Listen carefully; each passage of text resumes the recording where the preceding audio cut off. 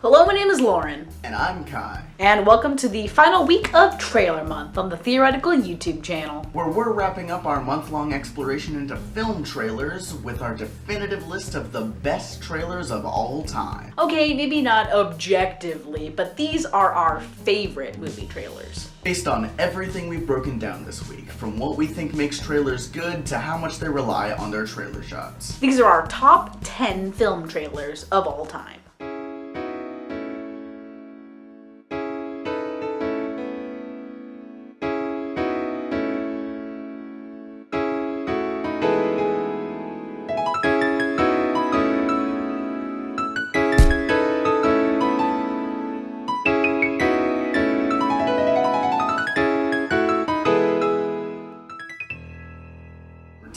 Lilo Stitch. Here at the Theoretical YouTube channel, we really like the Lilo Stitch series for its creativity, but when it comes to the first film, it was like nothing else before. I mean, technically a story about an alien ending up on Earth and befriending a child isn't exactly original, but anyone who's seen the movie could tell you that it's nothing like movies like E.T. because of everything else it does. First, it takes place in Hawaii, and the culture heavily influences the movie. Second, Lilo's parents died before the movie even starts, and her sister Nani is struggling to take care of her. And third, Stitch is a genetically engineered monster designed to destroy everything it comes in contact with, but he still just wants to be loved. All of these subplots serve to explain the overall theme of the movie, Ohana, or family. But that's the movie. We're here to talk about the trailers. What makes them so special? Well, the trailers also have a very heavy emphasis on family and finding your home, but they do it in a special way. When they were promoting the movie, Disney started running a series of ads that all start out as classic scenes from Disney movies, but then Stitch shows up and ruins them.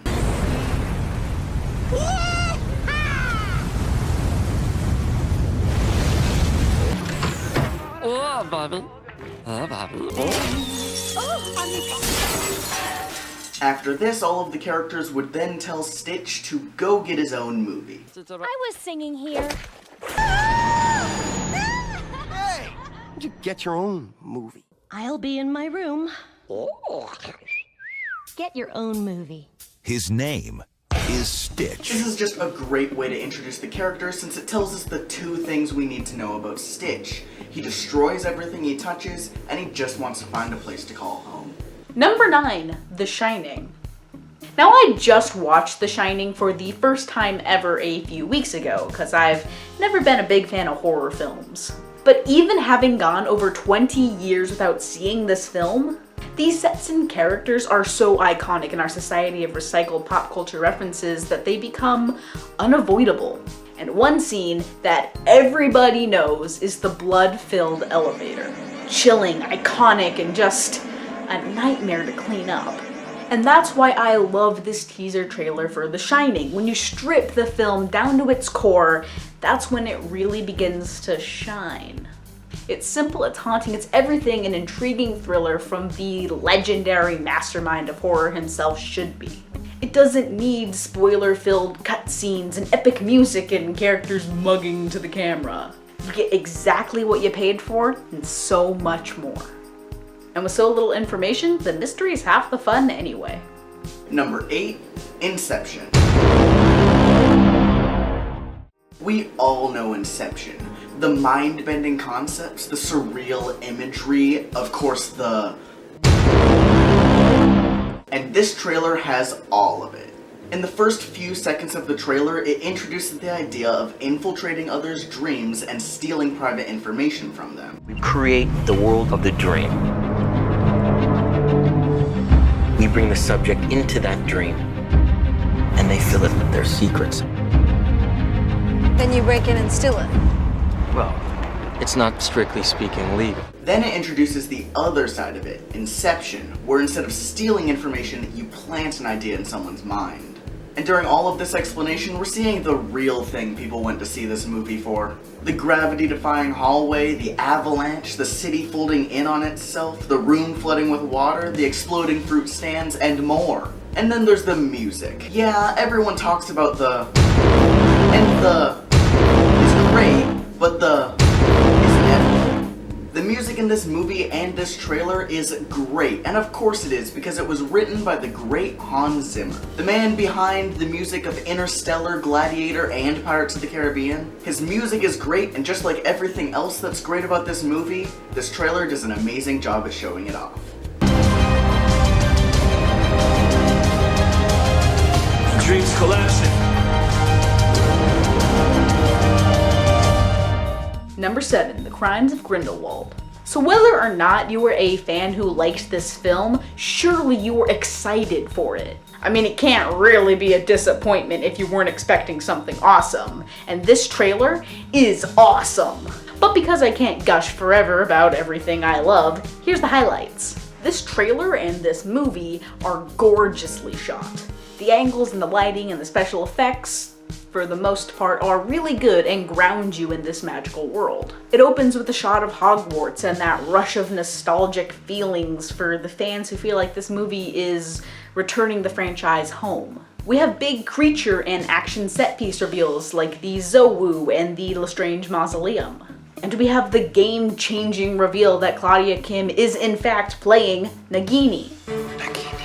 Surely someone out there watched this film just because this piece of advertising was done so well. Shocking, spoiler-filled, and rich with lore, this trailer was also really good for trailer analysis, leading to tons of online discussions and theories right up until the day it premiered. But the main reason I love this trailer is because of the music. My brothers.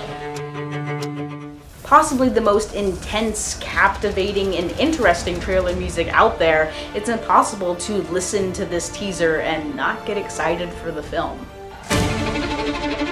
The wizarding and non-wizarding worlds have been at peace for over a century. Perhaps not a masterpiece, but well deserving of a place on this list. Number 6, Guardians of the Galaxy. When we were initially coming up with this list, 2 movies jumped out to us as very similar. Guardians of the Galaxy and Suicide Squad. They were both humorous team-up movies that starred a cast of characters that we probably don't know yet. Who are you? Star-Lord. Who? And before you jump to conclusions, while the Suicide Squad movie ended up the way it did, its trailer wasn't actually that bad. But the Guardians of the Galaxy trailer was still better. What made this trailer good was the effective ways that it overcame its barriers. As said before, most people didn't know who the Guardians of the Galaxy were, so this trailer basically had to introduce an entire new team of characters without dumping too much information on the audience. And it does this in a great way. It basically just has all of the characters walk in front of the camera while John C. Reilly tells us who they are. Drax, aka the Destroyer. Since his wife and family were killed, he's been on a rampage across the galaxy in a search for vengeance. Additionally, it sets up one of the coolest things this movie did with its diegetic music. Hey, that's mine. Diegesis is when a part of a movie that is normally only included for the audience is both acknowledged and understood by the characters in the movie. Like the music in Guardians of the Galaxy being both heard by us, the audience, and the characters in the movie. Right now!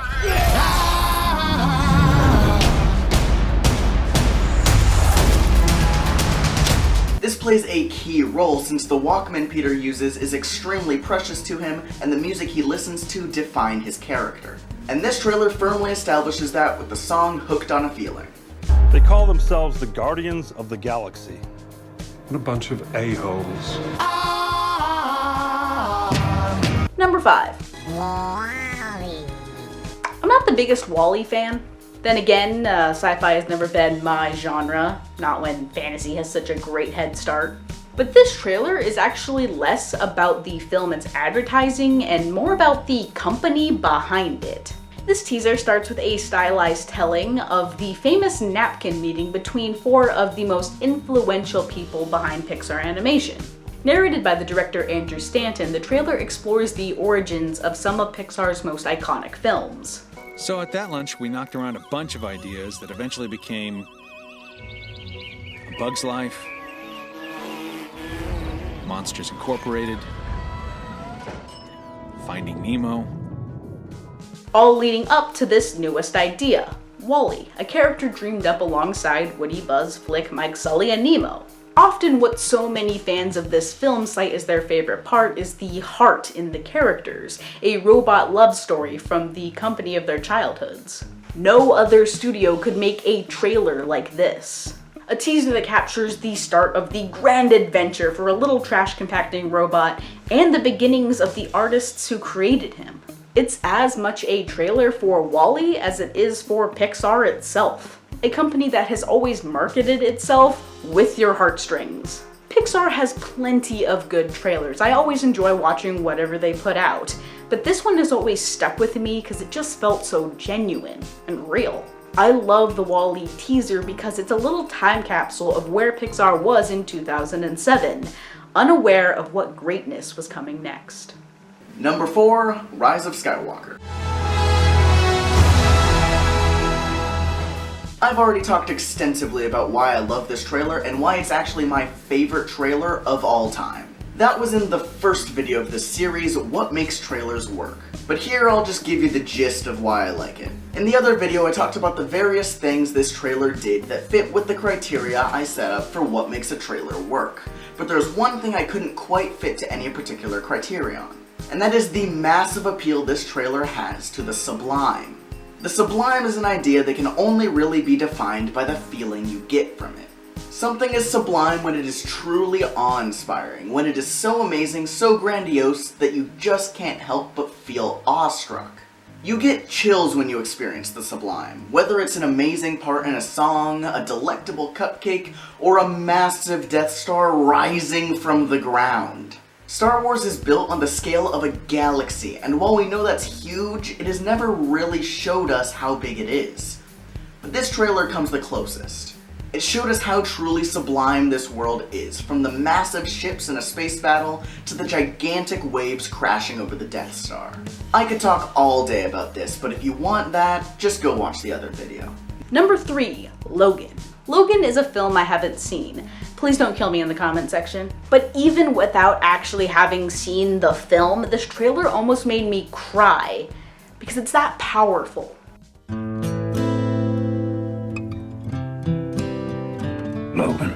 It's very well edited to show the bleakness of its world and the wear on its characters and the brutality of its action. It's grim and it's dark, but it's also full of emotion. Just raw emotion.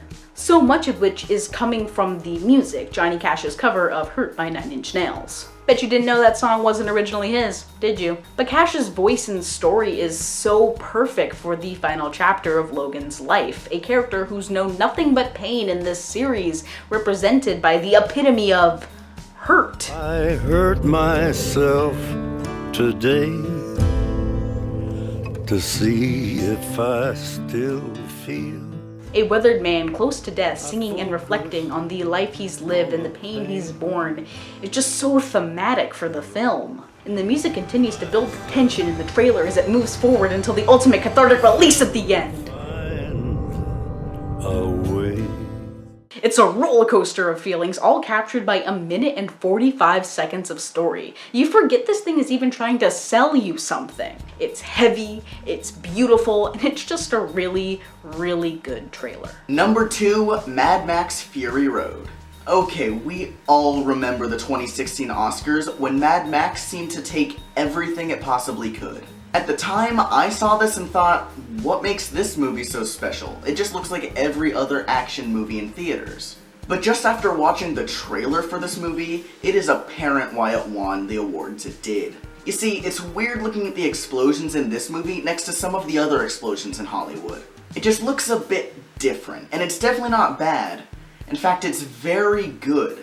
Do you know what the difference between these two explosions is?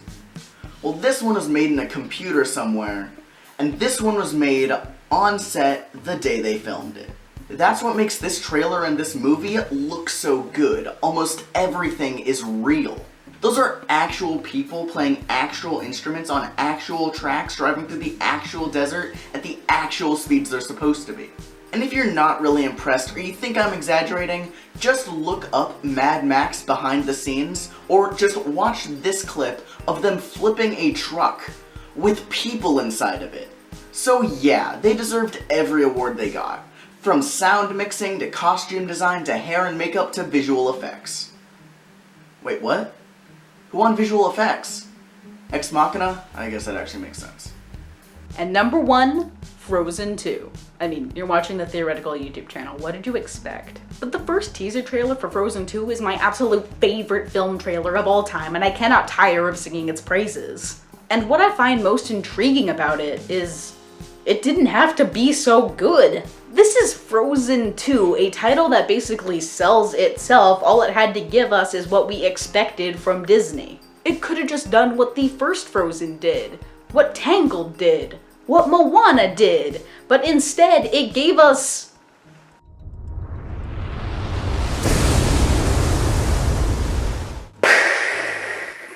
Why? Why is this trailer so good? It's not for the toddlers obsessed with Elsa dresses and singing all the words to Let It Go, a song that came out before they were even born. It's not for the little kids who were going to drag their parents to the theaters anyway. It was for us, the people who loved Frozen for the storytelling and the art and the lore behind Disney. The fans who didn't want a Frozen carbon copy with a new facade, the ones who wanted a truly interesting new take on this world. We are never the priority for marketing, and yet Disney chose us. What's even crazier is that this film premiered before like 70% of the film had even been animated, before the script was finished, before the soundtrack had been scored, before the models for all the reindeer had been built, before all the dialogue had been recorded, and before the storyboards had been approved. They chose to take a huge risk with this movie, and it was unclear how everything was going to turn out. I love this trailer because it's such a wonderful example of taking a chance and trusting your audience to go with you on a risky decision. So regardless of whether you liked Frozen 2, you have to respect its marketing team. And that's that. Thank you for finishing Trailer Month with us. We have been working on this project for several months now, and it's so great to finally talk about such an interesting topic in depth. Consider subscribing to the channel for more nerdy content that pays too much attention to details that no one really cared about. Like this. You can also follow us on Twitter at Theory_Central. But otherwise, that is literally everything we have to say about movie trailers. So thanks for watching. And we'll see you later. I think that might have been the best moment of my life.